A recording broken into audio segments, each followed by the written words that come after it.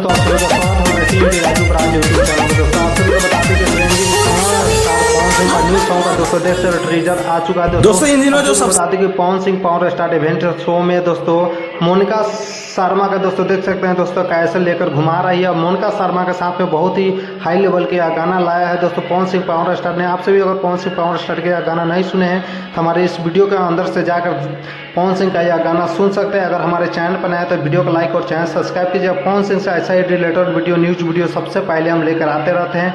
तो आप सभी के यह वीडियो देख के कैसा लगा कमेंट बॉक्स में कमेंट करके जरूर बताइएगा। आप सभी को बता दें कि मोनिका शर्मा दोस्तों पवन सिंह के साथ में देख सकते हैं कैसे स्टेज शो प्रोग्राम लगातार कर रही है। सोशल मीडिया पर काफ़ी दिनों आए दिनों सोशल मीडिया पर दोस्तों बहुत ही तेज़ी से वायरल चल रही है।